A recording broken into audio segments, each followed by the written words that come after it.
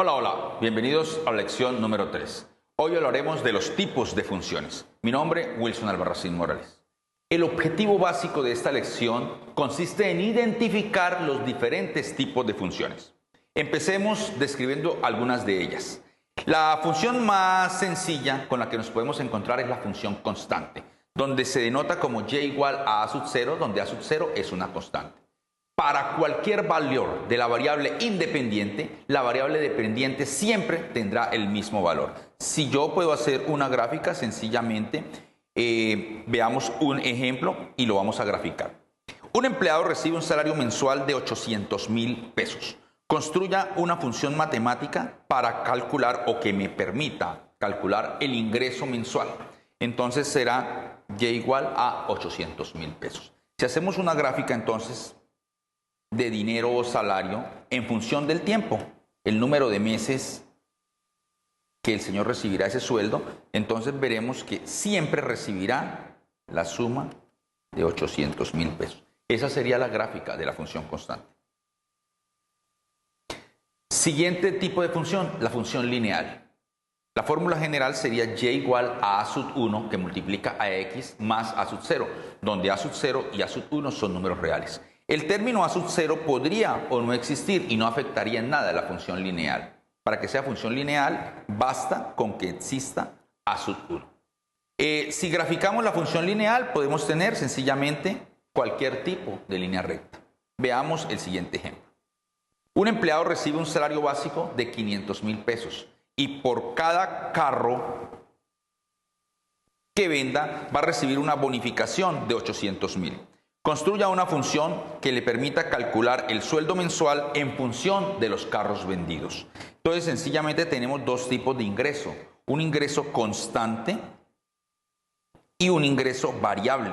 El ingreso variable depende de una variable, precisamente en este caso la llamamos X, donde X sería el número de carros que vende el señor. Veamos la función cuadrática. Tenemos la fórmula. De igual manera, el término a sub 1, a sub 0 podrían o no existir y seguiría siendo una función cuadrática siempre y cuando exista el término a sub 2, que sería un real. Una función y me permite calcular la demanda de un artículo en función del precio P. Cuando P vale $10, ¿cuál sería esa función de demanda?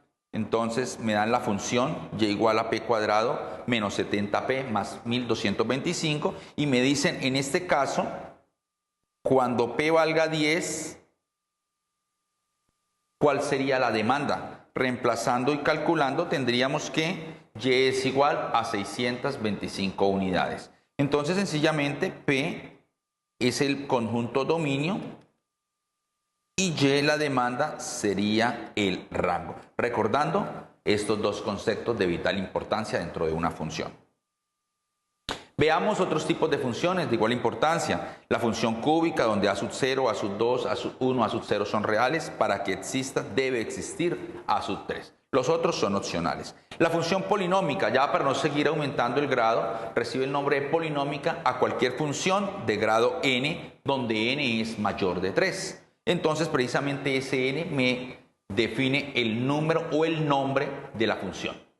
Y por último, dentro de esta diapositiva tenemos la función racional, donde sencillamente tengo una función en el numerador sobre una función en el denominador. Veamos otros tipos de funciones.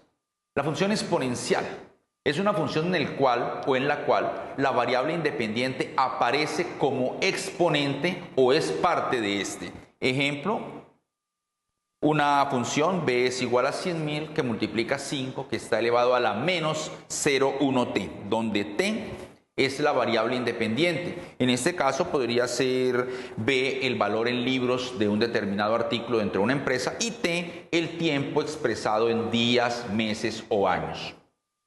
La función logarítmica de manera similar expresa el valor de la variable dependiente en términos de un logaritmo de una función de la variable independiente. Algunos ejemplos, entonces y es igual al logaritmo en base 10 de x, y es igual a 5 por logaritmo natural de e a la x. Veamos ahora qué es la función compuesta. Esta función se da cuando puede considerarse que una función depende de otra función. Un ejemplo, y es función de x y es igual a 2x más 50, pero x a su vez es función de p, y p en este caso equivale a 100 menos 5p. En el lugar entonces de la x reemplazamos el valor correspondiente, 100 menos 5, realizamos la operación, 2 por 100, 200, menos 2 por 5, 10p, más 50. Reducimos términos semejantes, 200 más 50, 250 menos 10p. Veamos otro tipo de función, la función implícita y la función explícita. La función implícita se define como una relación funcional contenida en una ecuación. Entonces aquí sencillamente presentamos una ecuación de manera implícita.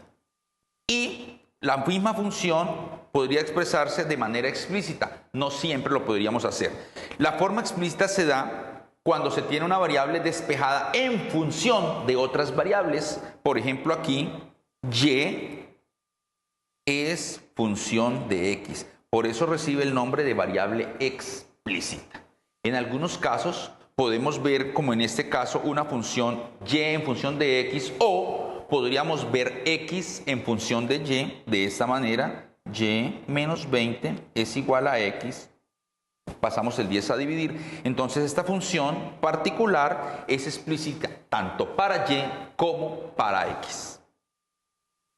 Señores, espero esta lección haya sido de mucha ayuda para ustedes.